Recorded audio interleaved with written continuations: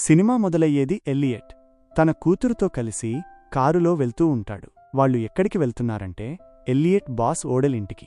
ఓడెల్కి చివరి stage cancer ఉండటంతో తను ఎల్లియట్ని కంపెనీకి కొత్త వైస్ ప్రెసిడెంట్గా చేయాలనుకుంటున్నాడు. ఎల్లియట్ అయితే చాలా సంతోషంగా ఉన్నాడు.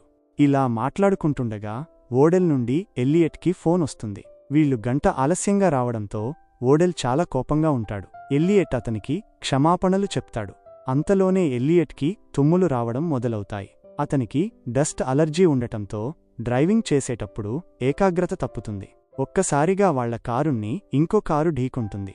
ఎల్లియట్ బయటికి వచ్చి చూస్తే వాళ్ళొక చిన్న మెరిసే కొమ్ముల గుర్రాన్ని కొట్టి ఉంటారు. అది చాలా బాధతో మూలుగుతూ ఉంటుంది. రిడ్లీ ఆ మెరిసే కొమ్ములను ముట్టుకోగానే ఒక్కసారిగా వేరే లోకంలోకి వెళ్ళినట్టు అనిపిస్తుంది. ఆ వింత అనుభూతిలో తను తేలిపోతుండగా ఎవరో గట్టిగా అరుస్తున్న శబ్దం వినిపిస్తుంది. కళ్ళు తెరిచి చూస్తే తన తండ్రి చేతిలో గొడ్డలి పట్టుకుని ఆ చిన్న కొమ్ముల గుర్రాన్ని దారుణంగా చంపుతూ ఉంటాడు. రిడ్లీ అతన్ని ఆపడానికి ప్రయత్నించినా అతను ఆగడు. సాక్ష్యాలు లేకుండా చేయడానికి ఆ కొమ్ముల గుర్రం కళేబరాన్ని కూడా వాళ్లు తమతో తీసుకెళ్లాలని నిర్ణయించుకుంటారు. మొత్తానికి వాళ్లు ఓడెల్ ఇంటికి చేరుకుంటారు. తర్వాత సీన్లో ఓడెల్, ఎల్లియట్ మాట్లాడుకుంటూ ఉంటారు. ఓడెల్ అంటాడు, నేను నా చావుని అంగీకరించాను. నా తరువాత ఈ కంపెనీని నువ్వు ఒక్కడివే నడపగలవని నాకు నమ్మకముంది. ఎల్లియట్ ఒప్పుకుంటూనే వ్యాపారానికి సంబంధించిన చాలా ప్రతిపాదనలు ఇవ్వడం మొదలుపెడతాడు. అంతకుముందు ఓడెల్ ఆ కాగితాల మీద సంతకం చేస్తూ ఎల్లియట్తో అంటాడు, ఇప్పుడొద్దు, కాసేపు నీతో, రిడ్లీతో గడపాలని ఉంది. మిమ్మల్ని కాస్త బాగా తెలుసుకోవాలనుకుంటున్నాను. పై అంతస్తులో ఉన్న రిడ్లీ చాలా ఆశ్చర్యపోతుంది. మొహం కడుక్కుంటుంటే తన మొహం మీద ఉన్న మొటిమలు అన్నీ మాయమైపోతాయి. అసలు అక్కడ ఎప్పుడూ మొటిమలు లేనట్టుగా ఉంటుంది. ఇదంతా ఆ కొమ్ముల గుర్రం రక్తం తన మొహం మీద పడటం వల్లే జరుగుతుంది. రిడ్లీ పరిగెత్తుకుంటూ తన తండ్రి దగ్గరికి వచ్చి అంటుంది, నాన్నా, విను, అర్జెంటుగా మనం ఇక్కడి నుండి వెళ్ళాలి. కాని ఎల్లియట్ ఒప్పుకోడు. కాసేపు ఇక్కడే ఉండాలి. ఓడెల్ నీతో, నాతో టైం స్పెండ్ చేయాలనుకుంటున్నాడు అంటాడు. వాళ్లు ఇలా మాట్లాడుకుంటుండగా ఒక్కసారిగా బయట నుండి ఎవరో గట్టిగా అరుస్తున్న శబ్దం వినిపిస్తుంది. ఆ శబ్దం మరింత భయంకరంగా మారుతుంది. అందరూ బయటికి పరిగెత్తుకుంటూ వస్తారు. ఎల్లియట్ కారు అద్దం పగిలి ఏదో బయటికి వస్తుంది.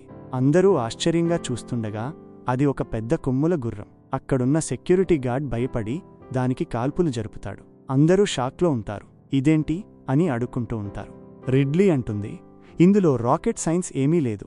ఇది స్పష్టంగా ఒక చిన్న కొమ్ముల గుర్రం. అప్పుడు ఎల్లియట్కి కూడా ఇక దాచడం కరెక్ట్ కాదని అనిపిస్తుంది. ఓడెల్ ముందు నిజం ఒప్పుకుంటాడు. ఆ కొమ్ముల గుర్రాన్ని నా కారే గుద్దింది. రిడ్లీ ఎల్లియట్కి ఫోన్ చేసి చెప్తుంది, నా మొహం మీద మొటిమలు కూడా ఒక్కసారిగా మాయమైపోయాయి. అప్పుడు ఎల్లియట్కి గుర్తు వస్తుంది, కారులో తనకు చాలా డస్ట్ అలర్జీ ఉండేది. కాని ఆ గుర్రం రక్తం పడిన తర్వాత ఒక్క తుమ్ము కూడా రాలేదు. అంతేకాదు, ఓడెల్కి పేపర్లు చూపిస్తున్నప్పుడు తనకు చూపు మందగించినట్టు అనిపించింది. కాని కళ్లజోడు తీసేయగానే బాగా కనిపించడం మొదలైంది. అంటే తన కంటి చూపు కూడా మెరుగుపడింది. రాత్రి ఎల్లియట్ రిడ్లీని కలవడానికి వస్తాడు. తను చాలా బాధగా కూర్చుని ఉంటుంది. ఎల్లియట్ అడుగుతాడు, నువ్వు ఆ గుర్రం కొమ్ము పట్టుకున్నప్పుడు ఏమైనా చూశావా? తను చెప్తుంది, నాకు ఆ గుర్రంతో ఒక వింత అనుబంధం ఏర్పడింది. ఇప్పుడు ఆ గుర్రాన్ని ఓడెల్ కుటుంబానికి ఇవ్వడం చాలా తప్పు చేశామని అనిపిస్తుంది. వాళ్లు చాలా దురాశాపరులు. తను అంటుంది, మనం ఆ గుర్రాన్ని విడిపించి ఇక్కడి నుండి వెళ్ళిపోదాం. కాని ఎల్లియట్ ఒప్పుకోడు. అలాంటి ఆలోచన కూడా చేయకు, ప్రమోషన్ ఆగిపోతుంది అని హెచ్చరిస్తాడు. తండ్రి స్వార్థాన్ని చూసి కోపంతో రిడ్లీ అతన్ని గదిలో నుండి గెంటేస్తుంది. తన కుటుంబ ఫోటోలు చూడటం మొదలుపెడుతుంది. తన తల్లి ఫోటో వెనుక ఒక కొమ్ముల గుర్రం బొమ్మ కనిపిస్తుంది. వెంటనే తను కొమ్ముల గుర్రాల చరిత్ర గురించి వెతకడం మొదలుపెడుతుంది. చరిత్ర చదువుతుండగా చాలామంది వేటగాళ్లు, రాజులు కొమ్ముల గుర్రాలను వేటాడటానికి ప్రయత్నించారని, కాని ఒక మంచి మనసున్న అమ్మాయి తప్ప ఎవరూ విజయం సాధించలేదని తెలుసుకుంటుంది. ఆ అమ్మాయి ద్వారానే వాళ్లు చివరికి ఆ గుర్రాన్ని చంపుతారు. చంపిన తర్వాత దాన్ని ఒక కోటలో ఉంచుతారు. తరువాత దాన్ని రాజబానిసగా చేస్తారు. కాని ఫ్రెంచ్ విప్లవం తరువాత కొమ్ముల గుర్రాల కథలు మారడం మొదలవుతుంది. ఆ కథల్లో కొమ్ముల గుర్రాలను రాక్షసులుగా చూపించడం మొదలుపెడతారు. ఇదంతా వెతికిన తర్వాత తను నిద్రపోతుంది. రాత్రి చాలా భయానకమైన అడవుల కలలు వస్తాయి. ఏమైనా ఉదయం లేచిన తర్వాత తనని, ఎల్లియట్ని ఒక టెస్టు కోసం తీసుకెళ్తారు. ఎందుకంటే వాళ్ల శరీరాల మీద కొమ్ముల గుర్రం రక్తముంటుంది. డాక్టర్లు, శాస్త్రవేత్తల బృందం చూడాలనుకుంటారు. ఆ గుర్రం రక్తం వాళ్ల శరీరాల్లో ఎలాంటి మార్పులు చేసిందో. ఓడెల్ తన ఇంట్లోనే ఒక పెద్ద సైన్స్ ల్యాబ్ని ఏర్పాటు చేస్తాడు. అక్కడ ఆ గుర్రాన్ని కూడా పరీక్షిస్తూ ఉంటారు. చాలా తెలుసుకున్న తర్వాత ప్రముఖ శాస్త్రవేత్త డాక్టర్ సాంగ్ అందరికీ ఒక ప్రెజెంటేషన్ ఇస్తాడు. కొమ్ముల గుర్రానికి ఉన్న ప్రత్యేక శక్తుల గురించి చెప్తాడు. దాని రక్తం, కొమ్ములు ఎవరినైనా నయం చేసే శక్తిని కలిగి ఉంటాయి అంటాడు. తరువాత డాక్టర్ భాటియా ఆ గుర్రం యొక్క ప్రత్యేకమైన కొమ్ముల గురించి మాట్లాడటం ప్రారంభిస్తాడు. అవి బయో ఎలక్ట్రికల్ సిగ్నల్స్ను విడుదల చేస్తున్నాయని చెప్తాడు. కాని వాళ్ల మాటలను నిర్ధారించడానికి వాళ్లు ఇంకాస్త అధ్యయనం చేయాల్సి ఉంటుంది. ఓడెల్, అతని కొడుకు ఇద్దరూ అందుకు అనుమతిస్తారు. గుర్రం కొమ్ముల పొడి ఏదైనా పెద్ద వ్యాధిని నయం చేయగలదని నిర్ధారించిన తర్వాత మొదటిసారిగా ఓడెల్పై ప్రయోగం చేస్తారు. ఎందుకంటే అతనికి చివరి స్టేజ్ క్యాన్సర్ ఉంటుంది. ఎలాగూ చనిపోతాడు కాబట్టి ప్రయోగం వల్ల సైడ్ ఎఫెక్ట్స్ వచ్చినా అతనికి అభ్యంతరం ఉండదు. ఇదంతా జరుగుతుండగా ఇతర డాక్టర్లు కనుక్కుంటారు ఆ గుర్రాల బయో ఎలక్ట్రికల్ సిగ్నల్స్ మరింత బలపడ్డాయని. ఇక్కడ ఎల్లియట్, ఓడెల్ కలిసి కూర్చుని ఉంటారు. ఓడెల్కి ఇంకా తన శరీరంలో ఎలాంటి నెగటివ్ విషయం అనిపించలేదు, అంటే నొప్పి తెలియలేదు. కాబట్టి తను బాగానే ఉంటానని భావిస్తాడు. అందుకు ఎల్లియట్కి కూడా థ్యాంక్స్ చెప్తాడు. తన వల్లే తనకు మళ్లీ జీవితం వస్తుందని అంటాడు. ఎల్లియట్ని తన బిజినెస్ పార్ట్నర్గా కూడా పిలుస్తాడు. ఎల్లియట్ ఈ చిన్న విషయానికి కూడా సంతోషిస్తాడు.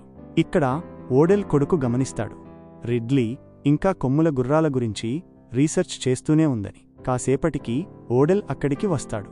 డాక్టర్ సాంగ్తో సహా అందరూ ఆశ్చర్యపోతారు. కొన్ని గంటల్లో చివరి స్టేజ్ క్యాన్సర్ ఎలా పూర్తిగా నయమవుతుందని. ఓడెల్ కుటుంబం, ఎల్లియట్ కూడా సంతోషిస్తారు. కాని రిడ్లీ మాత్రం అసౌకర్యంగా కనిపిస్తుంది. ఓడెల్ ఇప్పుడు డాక్టర్ సాంగ్తో అంటాడు, గుర్రాన్ని సిద్ధం చేయండి, మనం దాన్ని మన హెడ్ క్వార్టర్స్కి తీసుకెళ్తాం. దానితో ఇంకేం చేయగలమో తెలుసుకోవడానికి మరింత టెస్ట్ చేస్తాం. నిజానికి ఓడెల్ కంపెనీ ఒక ఫార్మాస్యూటికల్ కంపెనీ. కాని డాక్టర్ సాంగ్ ఇక్కడ ఒక బ్యాడ్ న్యూస్ చెప్తాడు. ఈ గుర్రం కణాలు రెప్లికేట్ చేయలేము. అప్పుడు ఓడెల్ భార్య అంటుంది, అయితే ఏంటి, మనం దాన్ని ఇంకా ప్రకటిస్తాం. సప్లై తక్కువ ఉంటే డిమాండ్ ఎక్కువ ఉంటుంది, లాభాలు కూడా ఎక్కువ వస్తాయి. ఇక్కడ రిడ్లీ కొమ్ముల గుర్రాల చరిత్ర పుస్తకం పట్టుకుని వాళ్లతో మాట్లాడటానికి ప్రయత్నిస్తుంది. కాని ఎవరూ తనతో మాట్లాడటానికి ఇష్టపడరు. ఎందుకంటే అందరూ తమ కొత్త ఉత్పత్తిని ప్రకటించడంలో బిజీగా ఉంటారు. సంతోషంలో వాళ్లు కూడా ఆ గుర్రం రక్తం తాగుతారు. రిడ్లీ ఇక ఆగలేక వాళ్ల దృష్టిని తనవైపు తిప్పుకుంటుంది. 1000 సంవత్సరాల క్రితం కొమ్ముల గుర్రాలను రాక్షసులుగా భావించేవారని వాళ్లందరికీ చెప్తుంది. ఎందుకంటే ఎవరైనా ఆ గుర్రాలతో చెడుగా మాట్లాడినా, వాటిని వేటాడటానికి లేదా చంపడానికి ప్రయత్నించినా వాళ్లకి ఏదో చెడు జరుగుతూ ఉండేది అంటుంది. తన ప్రసంగం ముగిస్తూ అంటుంది, నేననుకుంటున్నాను మనం ఈ గుర్రాన్ని విడిచిపెట్టాలని. కాని వాళ్లందరూ తనని ఎగతాళి చేయడం మొదలుపెడతారు, తప్పుగా మాట్లాడటం మొదలుపెడతారు. ఓడెల్ కోపంగా ఎల్లియట్ని చూస్తాడు, తన కూతురు ఏమి మాట్లాడుతుందో చూడమని చెప్పినట్టుగా. రిడ్లీకి అర్థమవుతుంది, ఈ ప్రజలు దురాశలో పూర్తిగా పిచ్చివాళ్లు అయిపోయారని. తను వాళ్లకి మద్దతు ఇవ్వకూడదని నిర్ణయించుకుంటుంది. తన తండ్రిని కూడా హెచ్చరిస్తుంది. కాని తన తండ్రి తనతో రావడానికి ఒప్పుకోడు. కోపంతో తను అక్కడి నుండి వెళ్ళిపోవడానికి ఇంటి నుండి బయటికి వస్తుంది. ఆకాశంలో కొన్ని వింత లైట్లు కనిపిస్తాయి. ఇక్కడ మనం చూస్తాం, ఆ గుర్రాన్ని సురక్షితంగా హెడ్ క్వార్టర్స్కి తీసుకెళ్లడానికి ఒక వింత సొరంగం నిర్మించబడి ఉంటుంది. డాక్టర్ సాంగ్, భాటియా ఆ గుర్రాన్ని ఆ సొరంగం నుండి బయటికి తీసుకెళ్తుండగా వాళ్ల మెషిన్లు ఒక్కసారిగా గ్రహిస్తాయి. ఆ గుర్రం కొమ్ముల నుండి వస్తున్న బయో ఎలక్ట్రికల్ సిగ్నల్స్ ఒక పరిధిని దాటి చాలా బలంగా మారాయని. వాళ్లు ఏమి చేయకముందే ఆ ప్రాంతమంతా లైట్లు ఆగిపోతాయి. అన్ని ఎలక్ట్రానిక్ పరికరాలు కూడా ఆగిపోతాయి. ఇప్పుడు ఏమి జరిగిందో చూడటానికి ఓడెల్ ఎల్లియట్ని పంపిస్తాడు. అతను సొరంగంలోకి వెళ్లగానే సొరంగం పేలిపోయిందని, డాక్టర్ సాంగ్ శరీరంలోని ఒక పెద్ద కొమ్ము సొరంగంలో గుచ్చుకుని ఉందని చూస్తాడు. సొరంగం లోపలి నీడ నుండి ఒక చాలా పెద్ద కొమ్ముల గుర్రం గర్జిస్తున్నట్టు ఎల్లియట్కి కనిపిస్తుంది. అందరినీ కాపాడటానికి బయట ఉన్న గార్డ్స్ వాటిపై కాల్పులు జరపడం ప్రారంభిస్తారు. ఇక్కడ కారులో కొమ్ముల గుర్రాలు రిడ్లీపై కూడా దాడి చేస్తాయి. తన కూతురిని కాపాడటానికి ఎల్లియట్ రిడ్లీ వైపు పరిగెత్తుతాడు. ఆమెను కారు నుండి బయటికి లాగుతాడు. ఇప్పుడు ఎల్లియట్ రిడ్లీని ఏ గుర్రం నుండి కాపాడాడో ఆ గుర్రం ఎల్లియట్పై దాడి చేయడానికి వస్తుంది. తన తండ్రిని కాపాడటానికి రిడ్లీ తన తండ్రిని పరిగెత్తమని చెప్తుంది. తను ఆ గుర్రాన్ని దృష్టి మరల్చడం ప్రారంభిస్తుంది. కాని ఆ జీవి రిడ్లీ దగ్గరికి రాగానే రిడ్లీకి అనిపిస్తుంది ఆ జీవి తనని బాధించాలనుకోవడం లేదని. అది రిడ్లీ దగ్గరికి రాగానే దాని కొమ్ము కూడా మెరవడం మొదలవుతుంది. రిడ్లీ దాన్ని ముట్టుకునేలోపే గార్డ్స్ ఆ గుర్రంపై కాల్పులు జరపడం ప్రారంభిస్తారు. దానివల్ల ఆ గుర్రం అక్కడి నుండి పరిగెత్తాల్సి వస్తుంది. నేలంతా రక్తంతో నిండి ఉంటుంది. ఆ గార్డ్స్ ఆ గుర్రాలను గాయపరిచారని తెలుస్తుంది. లోపల ఓడెల్ కొడుకు ఇప్పుడు రిడ్లీని తిడుతూ ఉంటాడు. ఈ చిన్న కొమ్ముల గుర్రం తల్లిదండ్రులు కూడా ఇక్కడ దాడి చేయడానికి వస్తారని నువ్వు నాకు ముందు ఎందుకు చెప్పలేదు అని అడుగుతాడు. రిడ్లీ అంటుంది, నేను మీకు చెప్పాలనుకున్నాను, కాని కనీసం ఒక్కరైనా నా మాట వినుంటే బాగుండేది. ఇక్కడ రిడ్లీ అందరి ముందు ఒప్పుకుంటుంది ఆ గుర్రం నుండి తనకు ఒక ప్రత్యేకమైన ఆకర్షణ కలుగుతోందని. చిన్న కొమ్ముల గుర్రాన్ని తాకినప్పుడు కూడా తనకు ఒక వింత అనుబంధం కలిగిందని చెప్తుంది. ఇప్పుడు దాని తల్లిదండ్రుల దగ్గరికి వచ్చినప్పుడు కూడా అదే అనుభూతి కలుగుతోందని చెప్తుంది. ఇది విన్న ఓడెల్ భార్య అంటుంది, బహుశా అందుకే ఆ గుర్రం తనపై దాడి చేయలేదేమో. ఇప్పుడు రిడ్లీ వాళ్లకి వివరిస్తుంది, మీరు ఆ చిన్న కొమ్ముల గుర్రాన్ని వదిలివేయాల్సిన సమయం ఇది అని. కాని ఇక్కడ ఓడెల్ చాలా తెలివైనవాడు. ఓడెల్ తన మాటలను తిప్పుతూ అంటాడు, ఒక అమాయక ప్రాణిని వృధాగా చనిపోనివ్వము. గాయపడిన ఆ గుర్రాలను కూడా పట్టుకుంటాం. వాటి నుండి మరింత ఎక్కువ లాభం పొందవచ్చు. ఓడెల్ కొడుకు డాక్టర్ భాటియాని సంభాషణలోకి లాగి అతని దగ్గర నుండి ఆ గుర్రం పొడిని దొంగిలిస్తాడు. ఒంటరిగా వెళ్లి వాటిని రసాయన పదార్థాల్లా ఉపయోగిస్తాడు. ఇక్కడ రిడ్లీ బయటికి వెళ్లి కారులో కూర్చుంటుంది. ఎందుకంటే తను ఇక అక్కడ ఉండలేదు. అంత క్రూరత్వాన్ని తను చూడలేకపోయింది. ఆకాశం వైపు చూస్తుంది. ఇంతకు ముందు చూసిన అదే లైట్లు మళ్లీ కనిపిస్తాయి. ఇప్పుడు తన తండ్రిని ఇలా వదిలి వెళ్లకూడదని అనుకుంటుంది. మళ్లీ ఆ లైట్ల వైపు చూస్తుంది. ఆ లైట్లలో ఏదో ఆకారం కనిపిస్తుంది. త్వరగా ఇంట్లోకి వెళ్లి తను తీసిన కొమ్ముల గుర్రాల బొమ్మలన్నింటినీ కలిపి ఒకదానితో ఒకటి కలుపుతుంది. ఆ గుర్రానికి తనను తాను నయం చేసుకునే శక్తి ఉందని తెలుసుకుంటుంది. ఓడెల్, ఎల్లియట్ గాయపడ్డాయని భావించి వేటాడటానికి వెళ్లిన గుర్రాలు వాళ్లని కూడా బాధించగలవని తెలుసుకుంటుంది. ఎల్లియట్ ప్రమాదంలో ఉన్నాడు. వెంటనే అతనికి సమాచారమిస్తుంది. మరోవైపు ఎల్లియట్ ఫోన్ మోగడం మొదలవుతుంది. అతనికి ప్రమాదం గురించి తెలుస్తుంది. ఇంతలో ఒక ప్రకాశవంతమైన కొమ్ముల గుర్రం తన వైపు వస్తూ కనిపిస్తుంది. అతను ఎవరితోనూ ఏమీ చెప్పకముందే ఆ గుర్రం ఒక్కసారిగా తన గార్డ్స్లో ఒకరిపై దాడి చేస్తుంది. ఓడెల్, ఎల్లియట్ త్వరగా ఇంటి వెనుక వైపు పరిగెత్తుతారు. ఆ గుర్రం వాళ్ళని వెంబడిస్తూ వెనుక నుండి చాలామంది గార్డ్స్ని చంపుకుంటూ వస్తుంది. ఇప్పుడు ఓడెల్ ముందుకు వచ్చి ఆ గుర్రాన్ని నియంత్రించడానికి ప్రయత్నిస్తాడు. కాని ఆ గుర్రం తన కొమ్ముతో అతని శరీరంలో పొడిచి అతని ప్రాణాలు తీస్తుంది. వాళ్ళు త్వరగా ఇంట్లోకి వచ్చి ఇంటి తలుపులన్నీ మూసేస్తారు. ఎవరూ ఇంటి నుండి బయటికి వెళ్లవద్దని ఎల్లియట్ చెప్తాడు. ఇప్పుడు వాళ్ళు పోలీసులకు సమాచారం ఇవ్వడానికి ప్రయత్నిస్తుంటే ఆ గుర్రాలు బయటి నుండి వాళ్ల కనెక్షన్ని కట్ చేస్తాయి. ఇక్కడ పవర్ సప్లై కూడా కట్ చేస్తాయి. ఎలక్ట్రిక్ గేట్ కూడా మూసుకుపోవడంతో వీళ్లు ఎలా బయటికి వెళ్లాలో అర్థం కాదు. ఓడెల్ భార్య సూచిస్తుంది, అందరినీ కాపాడే బాధ్యత ఎవరో ఒకరు తీసుకోవాలి. ఎవరో ఒకరు ఆ గుర్రాల దృష్టిని మరల్చి గేట్ తెరవాలి అని. ఓడెల్ భార్య ఈ పనిని ఎల్లియట్కి, డాక్టర్ భాటియాకి అప్పగిస్తుంది. ఇద్దరూ షాక్కి గురవుతారు. కాని తమ బాస్ నుండి ఆర్డర్ రావడంతో చేయక తప్పదు. చిన్న కొమ్ముల గుర్రం కొమ్మును ఒక సురక్షితమైన పెట్టెలో పెట్టిన తర్వాత డాక్టర్ భాటియా బాధగా ఎల్లియట్తో అంటాడు, మనం ఎవరి మంచి గురించి ఆలోచించకూడదు. ముందు మన గురించి ఆలోచించాలి. ఓడెల్ లాంటి వాళ్ళు చాలా స్వార్థపరులు. వాళ్ళు తమ లాభం గురించి, తమ గురించి మాత్రమే పట్టించుకుంటారు, మన గురించి కాదు. నువ్వు వాళ్లని నమ్ముకోకూడదు అని చెప్తుంది. ఈ ప్రజలు ఇప్పుడు ఆ గుర్రాన్ని బయటికి తీసుకెళ్తారు, దాని తల్లిదండ్రులను కలవడానికి వీలుగా. మరోవైపు వాళ్లు బయట తలుపు కూడా తెరిచి ఉంచుతారు. ఓడెల్ భార్య బెలిండా త్వరగా బయటికి వచ్చి అక్కడి నుండి పారిపోవడానికి ప్రయత్నిస్తుంది.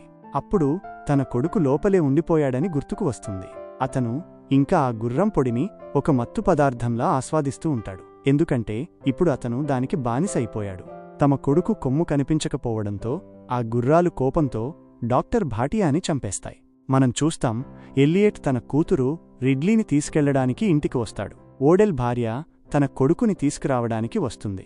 ఇంతలో ఆ అబ్బాయి కిందకు వస్తాడు. అతను ఇప్పుడే రిడ్లీ ప్రింట్ చేసిన కొమ్ముల గుర్రాల కథల చిత్రాలు చూసి వస్తాడు. అతను వాళ్లతో అంటాడు, ఆ చిన్న కొమ్ముల గుర్రాన్ని వదిలివేయాలనే రిడ్లీ ఆలోచన పనికిరాదు. రిడ్లీ స్వయంగా వాటిని నియంత్రించగలిగేది అంటాడు. ఎందుకంటే ఆ చిత్రాలలో స్పష్టంగా ఉంది, కొమ్ముల గుర్రాల ముందు పెద్ద పెద్ద వేటగాళ్లు నిలబడినప్పుడు ఒక అందమైన పెళ్లికాని అమ్మాయి వచ్చి వాటిని నియంత్రించింది అని. అతను ఇప్పుడు రిడ్లీ ద్వారా వాటిని పట్టుకోమని ఆ గుర్రానికి ఆర్డర్ వేస్తాడు. అంతేకాదు, ఎల్లియట్ బయట ఉన్న గుర్రాలకు తిరిగి ఇవ్వడానికి ప్రయత్నిస్తున్నా ఆ గుర్రం కొమ్మును కూడా అతని చేతి నుండి లాక్కుంటాడు. ఎల్లియట్ ఇప్పుడు తన దురాశకు పశ్చాత్తాపపడుతున్నాడు. తన కూతురుని ఎందుకు ప్రమాదంలోకి నెట్టాడు అని బాధపడుతున్నాడు. అందుకే అతను తన కంపెనీకి రాజీనామా చేస్తాడు. వాళ్ళు మాట్లాడుకుంటుండగా ఆ గుర్రాలు అరుస్తూ బయటి నుండి తలుపులు బద్దలు కొట్టుకుంటూ లోపలికి వస్తాయి. ఎలియట్, రిడ్లీ త్వరగా వెళ్లి ఒక తాళం వేసిన గదిలో దాక్కుంటారు. ఈ ఇద్దరూ ఇంకా బయటే ఉంటారు. అతని తల్లి అంటుంది, ఈ కొమ్మును ఆ గుర్రాలకు ఇచ్చేయ్. కాని అతను ఆ రసాయన పదార్థానికి బానిస కావడంతో ఇవ్వడానికి నిరాకరిస్తాడు. ఆమె అతని చేతినుండి ఆ డబ్బా లాక్కుంటుంది. కాని అందులో కొమ్ము ఉండదు. నిజానికి ఎలియట్ అప్పటికే ఆ కొమ్మును తీసివేసి ఉంటాడు. రిడ్లీ ఎలియట్ చేతిలో కొమ్ము చూసి చాలా ఆశ్చర్యపోతుంది. ఎలియట్ అంటాడు, నిన్ను కాపాడటానికి నేను దాన్ని దొంగిలించాను. నువ్వు వెళ్ళు, ఇక్కడి నుండి పారిపో. నేనిక్కడ అన్నీ చూసుకుంటాను అంటాడు. ఆమె తన తండ్రిని వదలడానికి ఇష్టపడదు. కాని తన తండ్రి నువ్వు వెళ్ళు అంటాడు. అలాగే మీ అమ్మకు ఇచ్చిన నా మాట నెరవేరుతుంది. నిన్ను ఎల్లప్పుడూ జాగ్రత్తగా చూసుకుంటానని ఆమెకు వాగ్దానం చేశాను అంటాడు. రిడ్లీ అతని మాట విని బయటికి వెళ్తుంది. అక్కడ ఆ గుర్రాలు తిరుగుతూ ఉంటాయి. ఆ గుర్రాలు ఆమె దగ్గరికి వస్తాయి. కాని దగ్గరికి వచ్చినా ఆ గుర్రాలు ఆమెతో ఏమీ అనవు. రిడ్లీ దాని ఒడిలో కూర్చుని ఏడవడం మొదలుపెడుతుంది. ఆ గుర్రాలు ఇలా సౌకర్యంగా కూర్చోవడం చూసి ఆ అబ్బాయి షెపర్డ్ హృదయంలో మళ్లీ దురాశ కలుగుతుంది. రిడ్లీ ఒడిలో పడుకున్న నల్లటి గుర్రం కాళ్లు కట్టడానికి ప్రయత్నిస్తాడు, తద్వారా దాన్ని పట్టుకోవచ్చు అని. అతను ఆ గుర్రాలతో ఏదైనా తప్పు చేసేలోపే ఎలియట్ అక్కడికి వస్తాడు. తన చేతిలో ఉన్న గుర్రం కొమ్మును షెపర్డ్ శరీరంలో పొడుస్తాడు. అతన్ని చంపి అతని దురాశను అక్కడే అంతం చేస్తాడు. అంత బాధలో షెపర్డ్ తన చేతిలో ఉన్న బాణంతో ఎలియట్ని గాయపరుస్తాడు. బాధావేశంలో ఎలియట్ కూడా షెపర్డ్ని పట్టుకుని విసిరివేస్తాడు. ఇద్దరూ పడిపోతాడు. రిడ్లీ త్వరగా తన తండ్రి దగ్గరికి వస్తుంది. తన తండ్రి చివరి శ్వాస తీసుకుంటున్నాడని చూస్తుంది. ఎలియట్ చనిపోతాడు. రిడ్లీ ఏడవడం మొదలుపెడుతుంది. తను ఏడుస్తుండగా 2 గుర్రాలు తమ కొమ్ములు కలుపుతాయి. అక్కడొక అద్భుతమైన మ్యాజిక్ చేస్తాయి. దానితో వాళ్ళు ఎలియట్ శరీరాన్ని మళ్లీ బ్రతికిస్తాయి. అతనికి ప్రాణం పోస్తాయి. తన తండ్రి మళ్లీ బ్రతకడం చూసి రిడ్లీ చాలా సంతోషిస్తుంది. వాళ్ళు తమ ప్రేమతో ఒకరినొకరు కౌగిలించుకుంటారు. ఇంతలో పోలీసులు కూడా అక్కడికి చేరుకుంటారు. ఇక్కడ చనిపోయిన వారందరి వెనుక రిడ్లీ, ఎలియట్ మాత్రమే ఉన్నారని వాళ్ళు భావిస్తారు. అందుకే వాళ్ళిద్దరినీ పట్టుకుంటారు. ఎలియట్, రిడ్లీ వాళ్లకి అసలు కథ చెప్పడానికి ప్రయత్నించినా అలాంటి సినిమా కథను ఎవరు వింటారు? కాని అప్పుడు ఆ గుర్రాలు పరిగెత్తుకుంటూ వస్తాయి. వాళ్లకి సంకేతాలిస్తాయి. రిడ్లీని అలాంటి కష్టాల్లో వదిలి వెళ్లలేకపోయాయి. ఆ గుర్రాలను చూపిస్తూ ఈ సినిమా ఇక్కడితో ముగుస్తుంది.